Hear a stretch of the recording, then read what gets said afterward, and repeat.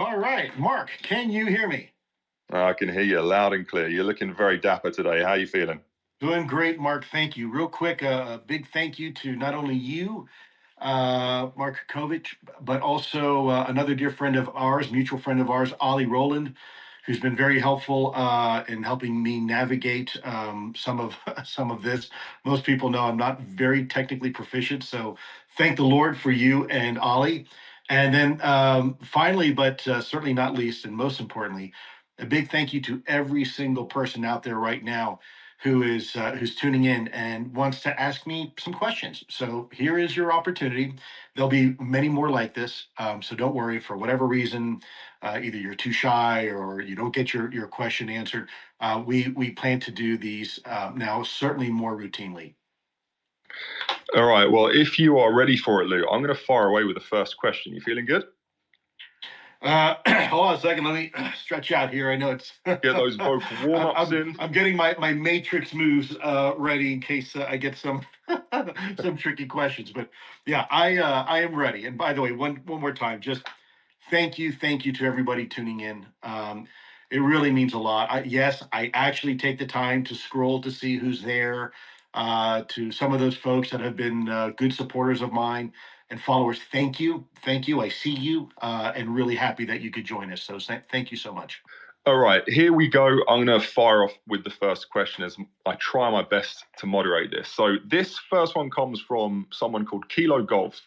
And Kilo Golf was here in the waiting room very early. He says, Lou, what's the most surprising detail you've learned about UAP?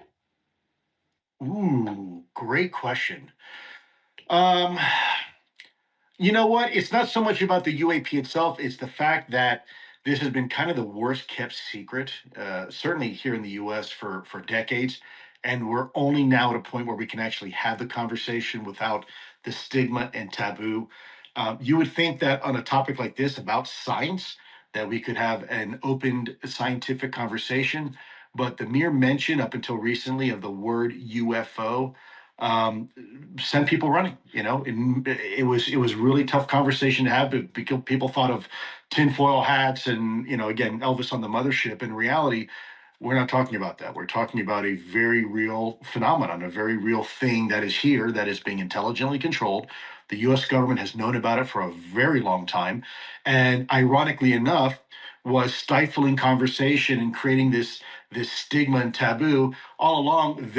We and they were actually conducting investigations into the topic, right? So how ironic is that? We spent so much time trying to make the topic silly, and in reality, we're spending taxpayer money for decades trying to figure this out. I think that to me is the most surprising. It's really not so much about the UAP topic, more about the human behavior and attitude towards the UAP topic, if that makes sense. Makes a lot of sense. The next one, as I try and quickfire these, I just can't believe the amount of questions. So, Lou, try your best. You've got a ton coming your way. The name of this user is brilliant. So, 10 points for that. This is from King Milkfart. And they say, how do you feel about a supposed impending event that is coming? Do you feel anxious, happy, excited? How do you feel? Well, first of all, great question. Almost a trick question. Very, very clever. Very, very well worded. There's been a lot of talk about something happening. I am aware through certain channels of that same discussion. It may not necessarily be the exact dates that people are thinking right now. And quite frankly, we're not really quite sure what to think of it. Right now, there's a lot of innuendos and rumors going around.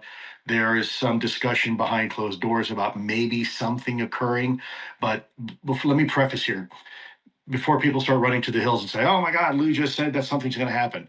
Well, of course, something's going to happen. Something always happens, right? I wake up every morning and there's something going on. Um, I Let me back out of that question just a little and maybe answer it a little bit more broadly. I think with everything, any type of event, there's always going to be a little bit of fear from people. It's natural. It's a human reaction to the unknown. But let's keep in mind that also with that comes a lot of opportunity, right? The first time we ever flew a plane probably was pretty scary for the Wright brothers. I imagine, hey, this thing actually going to fly, right? And the same thing holds true when the first person like Chuck Yeager, broke the sound barrier. Um, yeah, it's scary. Life can be scary, but it can also be full of opportunities. And if we don't take these chances and we live our lives in a tiny little test tube or petri dish, then we're never really going to experience, life as it should be experienced. So I'm optimistic. I'm hopeful. But with everything, the real big issue is how we deal with new information.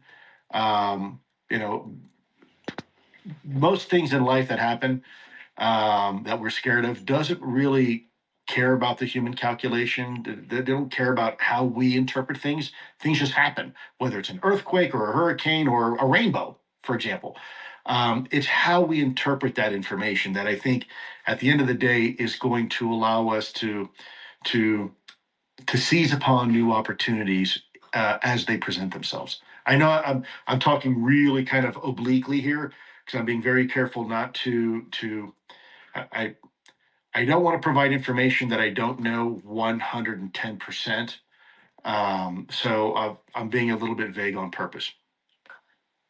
It's always tough, isn't it, Lou, to give everyone everything they want all at once, right? So here's Well, no, it's a the great question, right? I mean, I'd want to know too. Look, there's been rumors going around that something's going to happen here, whether it's 2027 or 2036 or fill in the date. As it relates to UAP, I think we need a little more time to see if there's some validity behind this. And then let our, if it is, let our government officials do what they do best, and try to work together to figure this out collectively for all of us, right? sounds good. We are surpassing 750 people odd already. I know thousands of people have already come through the space, so something's clearly kicking off a bit online. Just a quick check in: if you are tuning in, you want to ask your questions, take this link, share it on social media. Let's get this stream pumping. Let's get it far and wide. Here is a question for you, Lou. I love Real this. quick, hold on, Mark, if Far I away. may. So for new people coming in, this is a new change of scenery for a lot of folks. They don't realize, they usually see me in my man cave downstairs, my office, with all the paraphernalia back there of military and whatnot. This is actually my wife's office. So if you see the little horned cow behind us, we have, that's kind of like her theme up here. We live in Wyoming, obviously. So that's why you see this background. I'm not in a studio. I'm actually in my wife's office. And yes, I'm wearing one of my little Wyoming hats as kind of homage. So, I usually wear a baseball cap, and people get tired of me wearing a baseball cap. I'm like, either wear something else or let your hair out. And unfortunately, I don't have much hair, right? So I decided to go with this today. Rocking it. I love the hat. Suits you. I'm loving the shirt as well. You got some serious animal power going on just at the top of your head from this angle. It's good. You need it for these questions. They're coming in thick and fast. So the next one, this is a really great question from someone tuning in at 2Red. It goes, what question is there that you would like to answer but haven't been asked yet? Wow. Well, first of all, everybody has done a really good job asking me the hard questions. Maybe it's kind of a double-edged sword, because I'd say maybe ask me something personal, but then again, I always kind of cringe when somebody asks me something personal because I'm a very private person. So it's a bit of a contradiction. Um, I don't know. I think no questions off the table. I like the fact that people feel that they can ask me anything they really want, and we'll have a discussion as long as it's respectful. We can have a conversation about it. As far as questions that haven't been asked, I don't know. Maybe a little bit about my kids, or my why I think the way I think. Obviously, some of it was from my upbringing, my experiences, both working for the government and in the military, and then just life as a citizen. Um, I don't know. Maybe what my sign is. Right. I'm a Gemini. I like long walks on the beach, pina coladas. Um, yeah, I don't know. Good question. I have to think about that. Let me get back to you on that. It is a really good question too, Red. I They think are. that is one of the questions that is infallible in any interview situation. The next shout out I want to give is to Christopher Mantell. And Christopher doesn't have a question for you right now because he says, I'm meeting you in Philadelphia, so I'm having to save my question for you there. And that's really cool, Chris. So a shout out to you because I know that not everybody is aware that Lou is jumping on the road. I know most of you tuning in will have seen this already, but if you haven't heard, this is going to be one of the first times that Lou brings a big, open, transparent conversation directly to you on the road, all around the country, and hopefully internationally. So, Christopher Mantell, big shout out to you for jumping out the road. Lou, we'll see you in Philadelphia. The next question is grouped for quite a few people. So this question is representative of many who have asked, what is a USO and what can you tell us about them? Yeah, great question. So USOs stand for unidentified submersible objects, right? So think of the old vernacular of UFO, unidentified flying objects. Well, these are UFOs that have been spotted underwater or coming out of the water or going into the water. Remember, this is part of the greater what ATIP when we had the five observables, the multi-medium or transmedium travel. The ability for a technology, for a craft to operate in multiple domains or multiple environments. In this particular case, not just the atmosphere and air that we see, and we see these things, but also even underwater and even in low Earth orbit, right? So in this particular case, USOs, the Navy has had a long standing concern about USOs. I'll share with you a conversation I had with a boomer class commander for one of the big subs, the big boomer subs. This was several years ago, and I asked him. I said, "Look, we had these UAP issues. I was told that you may have had an encounter underwater." He goes, "Yeah, yeah," and it's called. So the Air Force has something called the Fast Walker program that looks for UFOs. The Navy had something called the Fast Mover program where they were looking at these things underwater. And believe it or not, he was totally candid with me. And I feel a little silly now, but I'll share the story with you very quickly because I know we got to move on. Uh, he told me that they were tracking this thing that was traveling at over 400 miles 400 miles an hour under the water. And he described to me that this thing was bigger than their submarine. Now, how big is a boomer class submarine? Well, think of a skyscraper sitting sideways underwater. These are enormous. They're some of the largest ships we have. We don't know that because they're underwater most of the time, but these are enormous, enormous ships. And I asked him without even really thinking about it. I said, "Well, Cam, what do you do when you come across something like that?" And he said, totally, totally flat faced, totally serious. He says, "Lou, we go around." That's kind of thought to myself, yeah, that makes sense. But the USO issue has been an issue for a while. It's not just our government; other governments are aware of it, and it's a fascinating part of the phenomenon, is what it is. And so that's what USO stands for: unidentified, submersible, or submerged object. Well, the next question comes from another person who wins 10 points for X handles. This is from RSAP Rocky. And the question is, Lou, with your background in parasitology, was there any evidence found regarding parasites and the phenomenon such as fungus or cellular automata affecting humans, if I've pronounced that right? Wow. Wow. Well, that's a whole hour conversation in itself. Look, there is, for the rest of the audience out there, with my experience in microbiology, I'll share with you, there are indeed certain species of fungus that have the ability to not only find a host that's in the an animal kingdom, but actually control them. In fact, there is a fungus that grows on the back of ants. I think they call it the zombie fungus. And then there's another one, a microorganism that will grow on a crab. And really, it infiltrates into the nervous system and into the brains of these animals and begins to actually control, take over the animal's biological functions. And I mean, it's pretty terrifying, right, to think about. But it's true. These fungus and microorganisms actually exist, and it is a parasitic relationship. Now, the question is how it relates to UAP or UFOs. We haven't seen any evidence yet, and I say yet, that suggests that somehow UAP and the biological specimens on the UAP have the ability to control a biological host. Great question, though, and honestly, something I've never really considered to specifically go down that rabbit hole. Um, in fact, if it's okay with the person providing the question, I'll probably take that question back to some of our science friends that are still working the UAP topic and propose that because it's a wonderful question. But I haven't seen any information myself that substantiates that that is the case right now. That might change, but best of my knowledge, I haven't seen that. It's a really good question. And as I It quick is. fire onto the next one, this comes from Jim Russell77. He asks, "Hey Lou, firstly, thanks for all you've done for disclosure. I really enjoyed your book. And as a streamer who covers these topics too, I'm curious. What do you think is the most misunderstood aspect of UFO phenomena in mainstream conversations?" Holy smokes, man! These are great questions. Wow, I haven't been asked this question either. Misunderstood. I think the fact that we have created a false narrative. And part of it was Hollywood's fault. Part of it was our own government's fault for creating this additional stigma and taboo.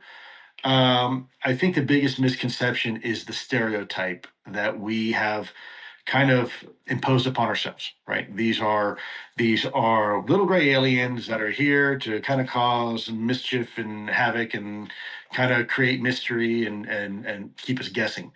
Um, I think it's far more sophisticated than that. I don't think that we're dealing with something that people often just describe these things as almost like childlike. Um, I think we're dealing with something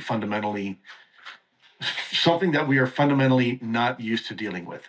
Um, I think the stereotypes have really hurt over time the honest study of UAP.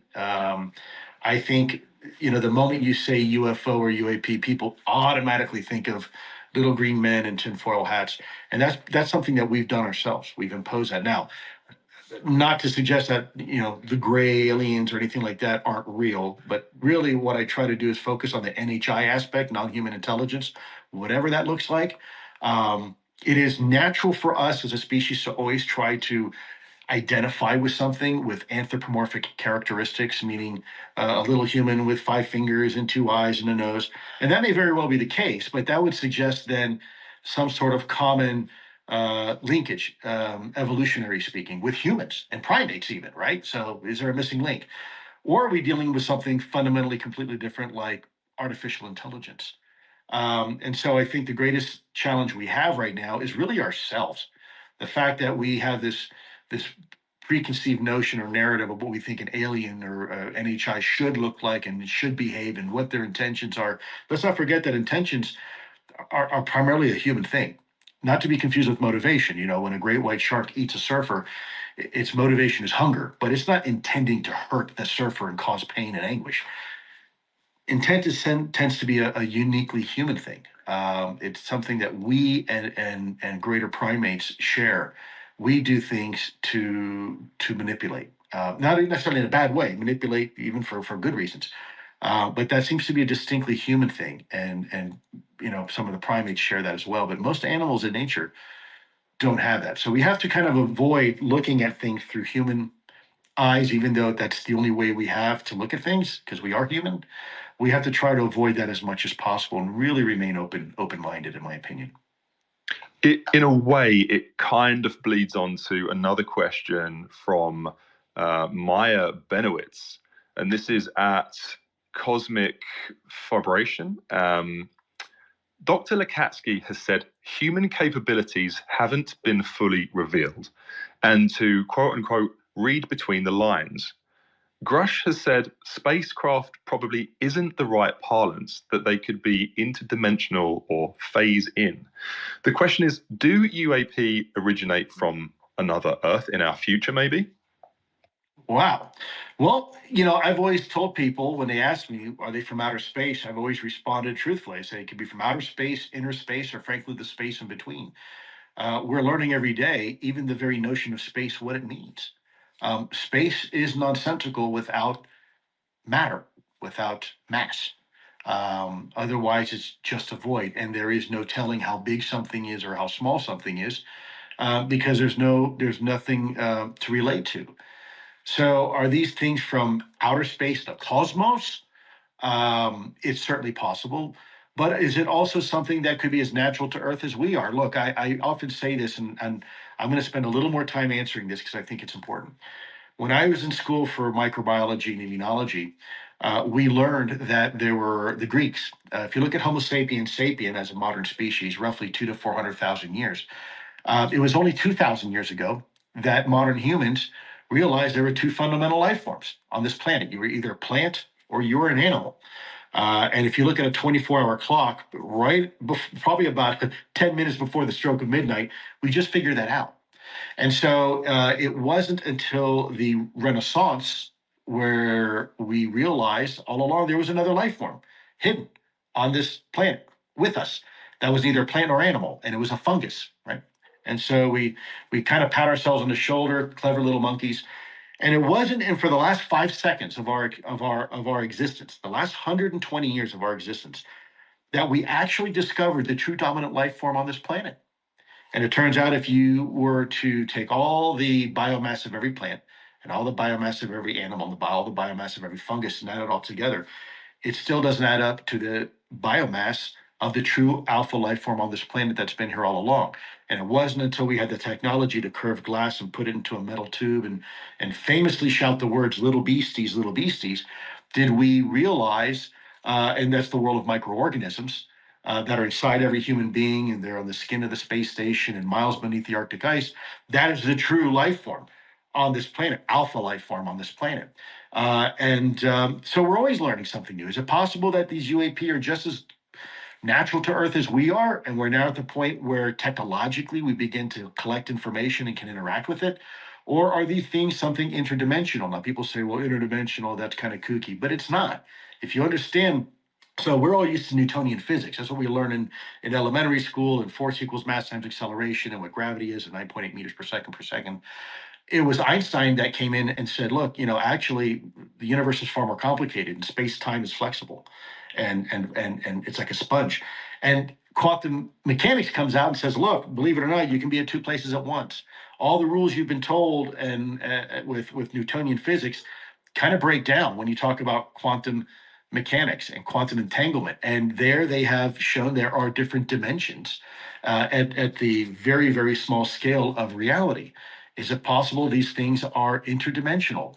It's possible. I mean, most of life lies beyond our ability to perceive it, right? We look at this life through a very narrow electromagnetic part of the spectrum called electro-optical spectrum, and visible light is only 0.0035% of the entire spectrum. Well, hell, most of reality lies beyond that anyways, right? And so, yeah, there's a lot more we could talk about, but that would be my response. Bottom line is yes, it could be interdimensional, could be from outer space, inner space, could be from under the oceans, could be all the above, or none of the I above. can imagine that sometimes it's tempting to want to go and speak for an entire hour on just one of these questions. I want to shout out to everyone joining this Twitter space right now. These questions are incredible as I try my best to moderate this. There are so many good questions. I'm never going to get to them, but I have a really, really great one coming up next. Now, for those who are joining us, we're nearly at 1,000 people, which is really crazy. Like, keep sharing the link, keep doing your thing. If you know people who want to join this conversation about disclosure, people who want transparency, people who want to have a dialogue about this, now is a great time to share those links and bring people into this space. And if you haven't already, check out louelizondo-official.com. If you want to find out about these newly released dates where Lou is going in person to speak and have these conferences with you in a live audience around the world, now is the time to go and check that out. Now, look, here is a question from Indy Riggs. I love this question. So, when reflecting on the phenomenon as a whole, do you see any aspects of it that seem to connect to what happens when we die or connects to consciousness? I feel the question, Wow. are we alone and what happens when we die, are somehow intrinsically connected. What's your opinion? Wow. Holy smokes. Yeah, that's an hour to have that conversation. That's a great, insightful question. I can't talk about what happens when we die, because I haven't died yet. A couple times got close, but I haven't. But I can talk a little bit about consciousness, and I don't mean consciousness in the way that people sit in the lotus position and they go into meditation. I'm talking about what is that inalienable part of the human being that makes you distinctly human, right? And so, what do I mean by that? I'm a Homo sapien myself. I have bilateral symmetry, two arms, two ears, two eyes. So it's not really my physical body that makes me who I am. In fact, if I get into a terrible car accident, I become a quadriplegic. I'm still Lou Elizondo, right? And if I were to, for example, suffer a traumatic brain injury, I get hit by a car, for example, or riding a bicycle, even though intellectually it might be compromised, I'm still Lou Elizondo. It's not my brain or my body that makes who I am. This Everybody's got pretty much the same kind of body I have, probably a little more fit, and have a brain with gray matter in which to think. There's something else that makes us uniquely human. That makes Lou, and you, Mark, and Ollie. And that's something that mankind has been trying to figure out and isolate now for millennia. Some people call it the soul, some people call it the id or the chi or whatever you want to call it. It's something that is indelible. And we are all we are all beings of consciousness, meaning we are more than what we are physically. There is something else that goes beyond that physical state.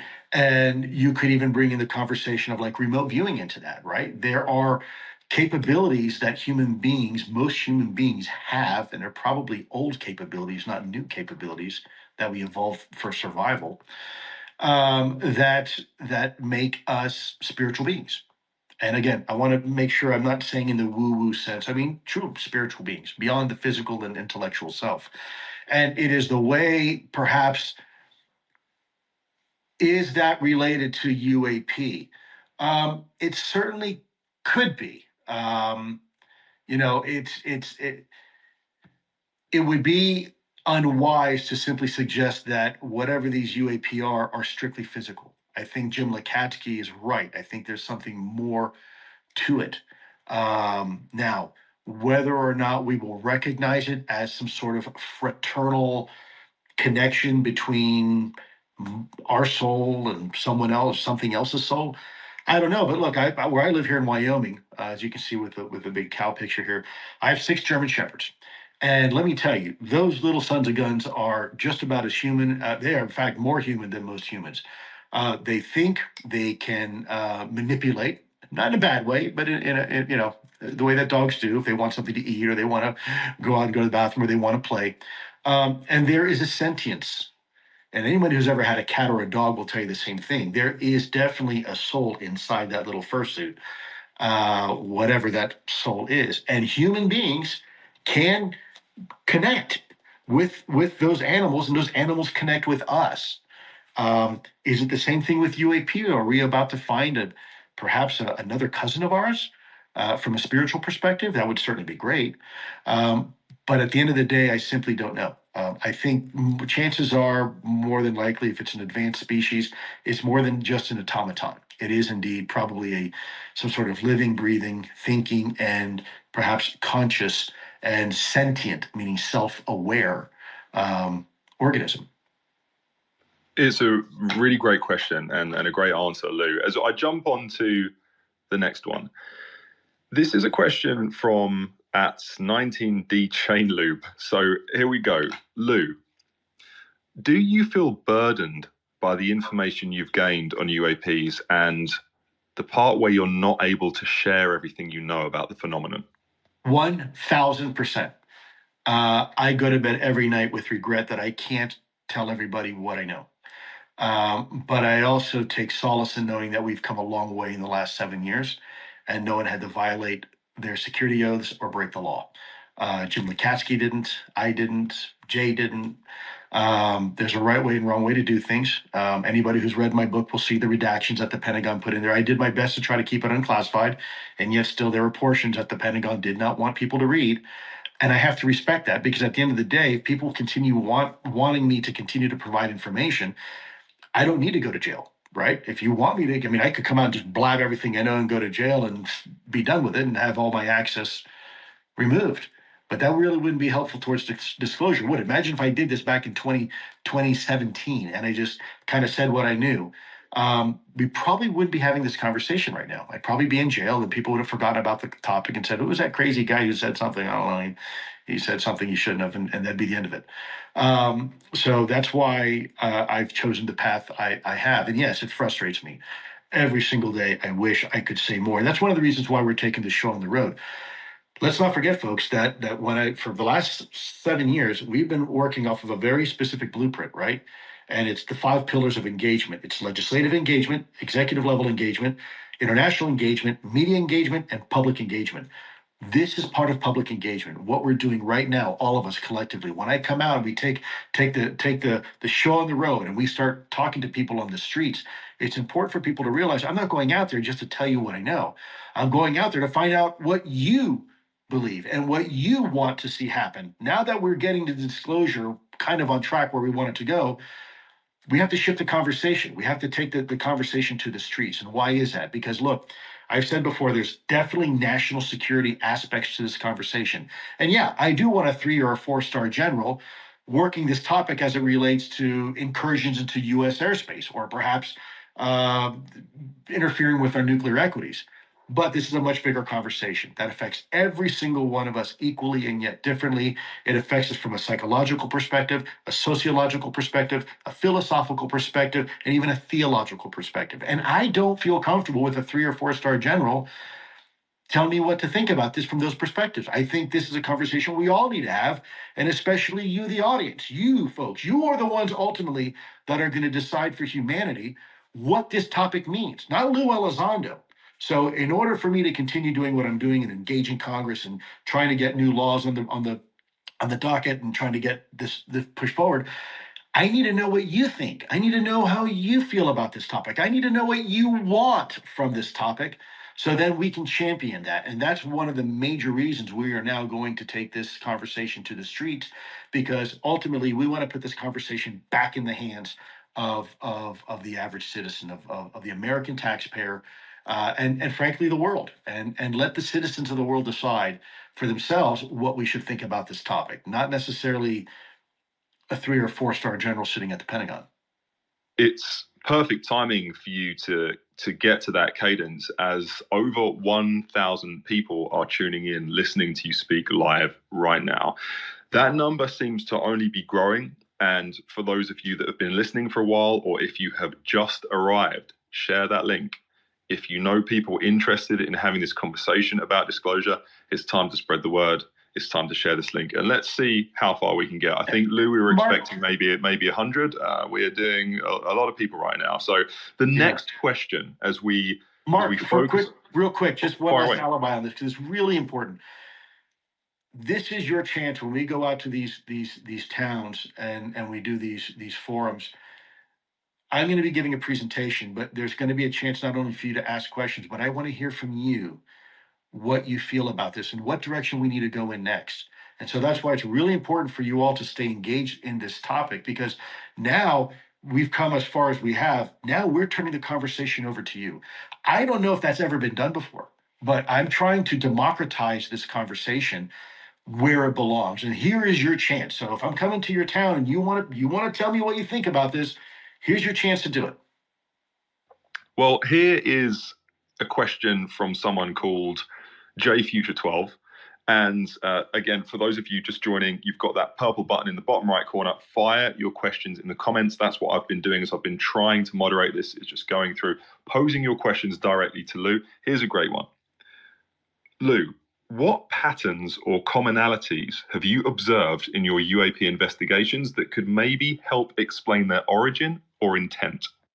Wow, holy smokes. Well, origin is still up in the air. So I'm going to do a polite pass on that because we might start having some ideas, but we don't really know yet for sure. So let's stick to as far as intent, right? What their intent is, and I'm sorry, what their potentially capabilities are. Uh, intent is really hard. We kind of talked about this before, right? About the shark.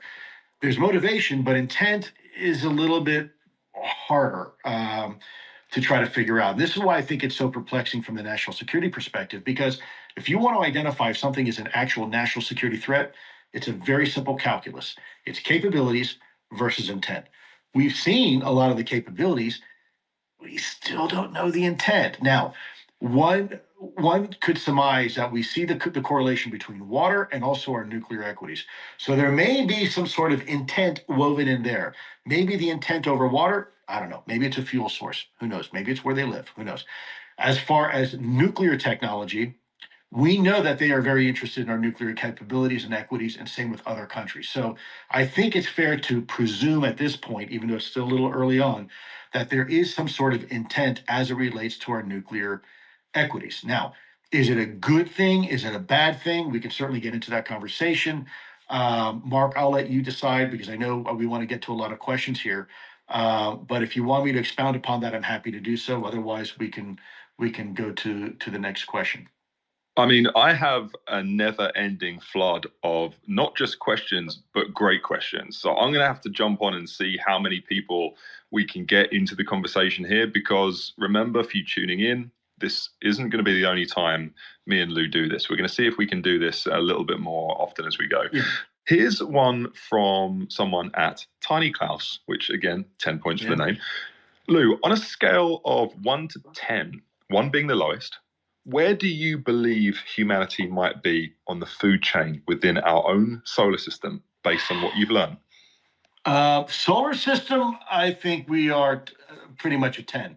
But beyond our solar system, it's anybody's guess. I think if you look at the Drake equation and statistics, with all the hundreds of billions of star systems out there, let's not forget there are more stars in our visible galaxy than there are grains of sand on all the beaches in all the world, right? That's a lot. I think depending where you go, we may be a 1, right? We may be a 10 here, right? In the comfort of my own home or the comfort of my own planet or even my own solar system. NASA does a pretty good job looking for microbial life on Mars and some of these moons around Jupiter and Saturn and whatnot. Who knows? We're probably going to maybe find life down there, microbial life under the ice or something. But that's not really an apex predator now, is it? Unless it's a very dangerous virus, and then that's a different story because it could wipe everybody out. I don't think that's the case, by the way, for the record. Tiny Klaus's question is great because it's really relative. Here in the solar system, I think we're probably at a 9 or a 10. I don't think we're going to find anything necessarily in our solar system that's going to be more advanced than us, other than if something's already been here, like on our planet, meaning underwater. Um, if that is supposing they are from out there, wherever that is. But the further out you go, chances are the lower on that food chain we're going to start realizing we are. I mean, we're safe here right now in our little neighborhood, but it's an awfully big cosmos, folks. I mean, it is an awful look at this. I mean, it takes light. It travels at 186,000 miles per second. That's 7.5 times around our planet in 1 second. Now, imagine how far light can travel in a week. Now imagine how far it can travel in a year. That's 1 light year. Now imagine how far it can travel in 47 billion light years, right? That is and that's only 10% of the calculated size of our actual universe. So it's almost impossible to comprehend numbers like that. You really need to compare it to something else. That's why I use the analogy of sand on the beach versus stars in the visible universe. Um, Great question from Tiny Klaus. Hopefully that answered your question. Again, It 9 did. or 10 here. Further you go out, that number starts to go down and down and down, I'm afraid. Well, here's one from Spickler. This is just being asked in the comments just now. Lou, pursuing total disclosure, do you ever have a feeling of being under surveillance, maybe government surveillance? All the time, brother. I've been told I was under investigation several times. It's already out. I already know it. Look, let's face it. I pissed a lot of people off when I came out the way I did. Um, you know, uh, I don't think it's justified for them to be mad at me, but I can understand some people being upset with me. I had the Pentagon come after me. I've had others come after me. Yes, I have noticed surveillance on me. In fact, there was an interesting story that if you ever get a chance to talk to Leslie Kean or Ralph Blumenthal when they were running their New York Times story, we caught surveillance red-handed, and I, uh, I feel a little guilty about this, but I do what we call a surveillance detection route, an SDR, because I pretty confident I was being followed. So I got them channeled into kind of a dead end where they they had no way but to go forward. And when they went forward, I had Leslie and Ralph were taking pictures of the people that were surveilling me. Not to make humor in light of this of it, by the way, it pretty much sucks when you know you're being followed and you're being surveilled and whatnot. But yeah, yeah, I know people in the government listen to every word I say. They're waiting for me to have one oopsie and say something I'm not supposed to. I live my life that way every day. Well, no oopsies. Yeah, I hope. And no oopsies as we jump onto our next question. Remember, for everyone tuning in about 20 minutes, we are going to be doing more questions over on YouTube. So if you haven't already subscribed to Lou Elizondo's YouTube channel, you can just jump straight over there. If you want more questions answered and you're just not getting enough just yet, do not fear. We have another hour of this at the top of the hour. So Lou's going to have to leave in around about 10, 15 minutes as we prepare to move over. But here is a great question. It's very on the nose, but I'm going to pass this question on from Nick Vaquarano. Now, I probably have pronounced that wrongly, Nick. I apologize, but here's the question. Was there any acknowledgement or discussion of human-initiated contact with NHI while you were working at the Pentagon? There was. There was some discussion that these things could be lured or attracted to certain. Also, there was some historical documentation from remote viewers who allegedly had initiated some sort of contact with something, not human. And then there were the discussions of, for example, like Edwards Air Force Base and some other Air Force bases where maybe there was actually contact, deliberate contact between non-human intelligence and humans. Now that was before my time, so I can't tell you if that's real or not. I can tell you that I heard it, and I can tell you that people talked about it, but I cannot tell you because I wasn't there. I can only tell you what the lore and some of the stories were from some of the old graybeards that I worked with at the Pentagon. Here's another question from ufologically smug. What are your opinions on the Roswell case? Are you cleared to share all you know about the crash of this saucer? Yeah, I'm only cleared to share what I shared in my book that got cleared from DOPSR from the Pentagon. They were pretty sensitive about it. Actually, what I initially wrote was a little bit more comprehensive, and then I realized that they were probably going to go ahead and redact the entire thing. So I chose the safe side and only tried to float a couple of the details and got it through. Believe it or not. I am aware of more details. The problem is that I wasn't there firsthand, so all I'm looking at are reports from their government reports, so their official documentation and official reports. But anybody who was around back then, for the most part, isn't here anymore, right? They're gone. They're dead. So unfortunately, having firsthand eyewitness testimony is more challenging.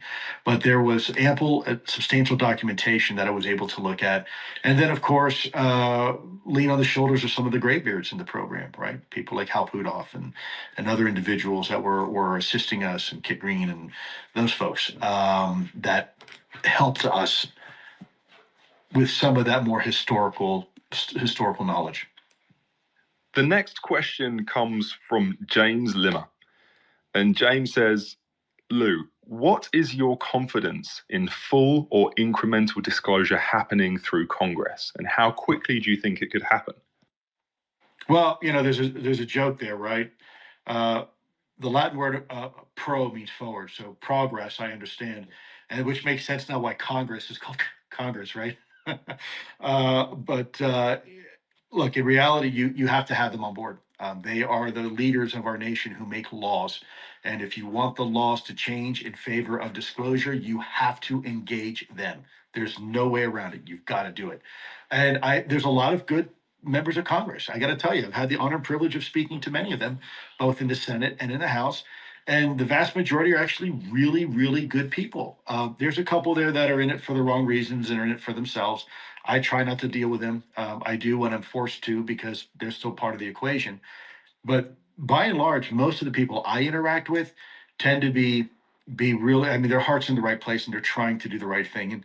And you have to engage them because the only way you're going to get the executive branch to do what it needs to do is if you create laws mandating they do what you need them to do. And so that's why we engage Congress. You know, Lou, I've known you long enough to know you're never scared of difficult questions. And as I am very aware, not everyone in the world is necessarily an advocate of this, right? You know, there are always split people, as you can imagine. So I'm going to chuck you a little bit of That is an understatement, my friend. There, yeah, I've mate. got to. If hating is an extreme form of love, boy, they must really love me, brother. Well, here's one for you, saying, Lou, we always hear something big is coming, something's coming out, or someone's going to disclose something, but it never really seems to happen. And this is from Wildcats Num One, who says, my question is, when will it actually happen? It just doesn't seem like anything's really going to come out that's solid. I really hope it does. Keep doing the work you do, and I look forward to some disclosure to really come out. Great. Well, I'm going to respectfully and very respectfully disagree with that because, from my position, here's what I see over the last 7 years. I see an acknowledgement by the executive branch that these are real.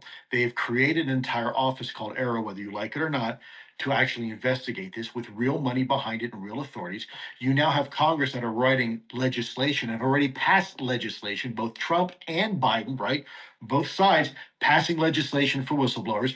You've had whistleblowers to include people like Dave Fravor and Ryan Graves and David Grush all come out, right? You've had the former director of national intelligence, Ratcliffe, come out and talk about it. You had the former director of the CIA, Brennan, come out and talk about it. And you had two former presidents of the United States, all in the last 7 years, say, yeah, there's something to see here, folks. It's real. Oh, by the way, you had testimony in Congress where the USDI swore under oath and discussed things like ATIP. You had the Navy coming out and showing UAP and these balls that they could not explain and say, yes, they are truly unidentified. And you also have now these reports that are coming out to Congress, like the 100-day report, and then you had an annual report that's now due to Congress. And those reports are now being revealed to the American people. Let's not forget, just a couple years ago, Arrow came out with their first report and said there's 144 incidents of UAP and 143 remain unsolved, but I'm sure by next year we'll have resolved most of them. What happens next year? Holy crap, there's now over 300. And what happens a year after that? Holy crap, now there's over 800 of these things. And we don't know what they are. Right. So you have more whistleblowers coming out ready to testify. You've got more hearings potentially coming up here in November. How much more do you really want? I mean, I understand people want to see a picture and they want some sort of validation, but I mean, the way I look at it is like, guys, you've had the validation. It's there. We're already beyond the threshold of disclosure. It may not be the particular flavor you want or maybe the way you expected it, but we're here. We're here. We're investing money. We have people for the record, members of Congress, even a member of the executive branch. Look at Podesta, right? It's amazing what these people are now saying for the record. And by the way, these are politicians who tend to be risk averse to begin with. So I tend to be a little bit more optimistic. Thank you for giving me credit for continue doing what I'm doing. I'm going to continue doing it. I'm doing it for you. So don't take my reply here, in disagreement as being hostile in any way. I understand what you want, and we are working like hell to try to make it happen. It just takes time. Remember when I first came out, I said, guys, this is a marathon. It's not a sprint. If you're looking for instant gratification, which by the way, no, you're not, but some people are, tune out for 5 years and then tune back in and see where we are in the conversation. But this is a big deal, folks. We're asking people to accept a new paradigm, a new reality that frankly could contradict with the way people were raised, maybe what you learned in Sunday school or Hebrew school, or it's what your parents told you. This is a big pill to swallow, and you can't eat a 12-course meal all in one bite. You just simply can't. You'll choke. It just So we have to take this in bite-sized increments. And I know it's frustrating for a lot of people, but I think we are achieving the goal. Again, not as fast as people may want or expect, but we're getting there. Well, as we look to wrap up this hour, there's many people that I can see in the comments who are saying, Lou, thank you for answering the questions. And with every one person that is thanking you for answering a question, there's another 10 who are still firing questions that are unanswered. Now, I'm going to finish with one more question. But just before we wrap up, do remember we're going to do another session on YouTube. It's going to be in 9 minutes. So as soon as we wrap up this, jump over to Lou Elizondo's YouTube channel. And remember, if you want to be part of this deeper disclosure discussion, go to louelizondo-official.com, sign up to the mailing list, because Lou is going to be writing each month or every couple of months just to fill everyone in with what's going on.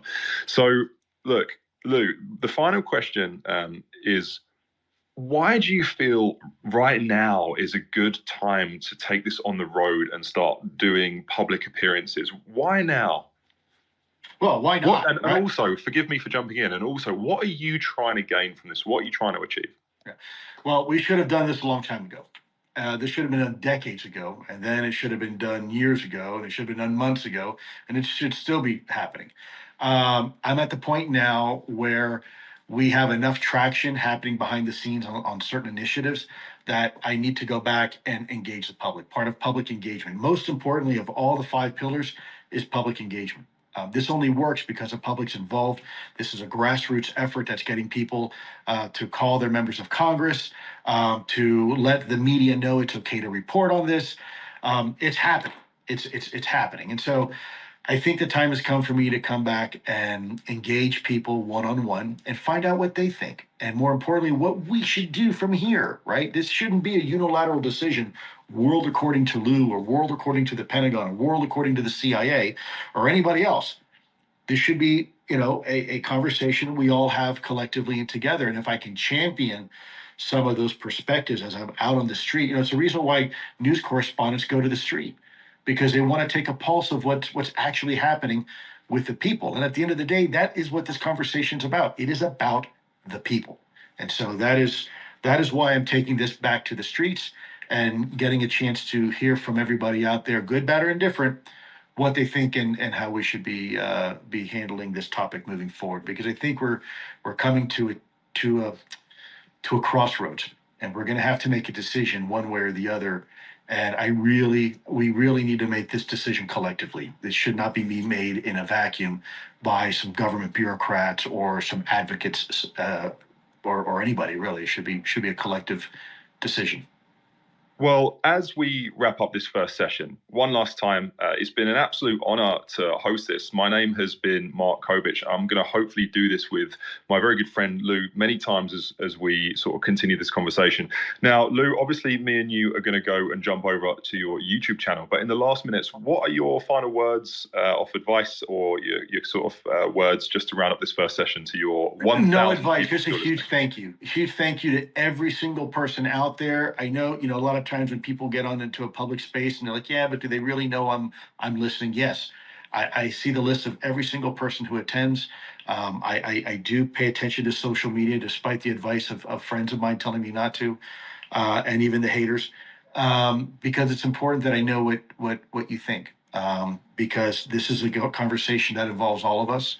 And I do not want to be making recommendations in a vacuum. I want to champion your position. I need to know what you think. And so that's why I'm doing what I'm doing. I don't really have a question for anybody, just a big thank you to all of you. And please keep engaged, and please tell me how you feel. Fantastic. Well, Lou, I know you got a big button somewhere where you can mute your camera and audio, and you can depart this Twitter space, this X space for now. So if you want to go ahead and sign out, just as a reminder to everyone, we are jumping over to Lou's YouTube channel now. So we'll see you over there shortly. And remember, Elizondo-official.com. If you want to be involved in these live shows, that's where you're going to find information. Be sure to sign up to the disclosure program on the site. And of course, get those questions in on social media, get those questions in the comments, and we're going to see you again next time. So Lou, as you're the host, you're going to have to push the big red button and hang this one up. Okay. We will see you guys on the next one. It's been a pleasure. Thank you, everybody. See you soon. And if not, see you again. Take care. God bless.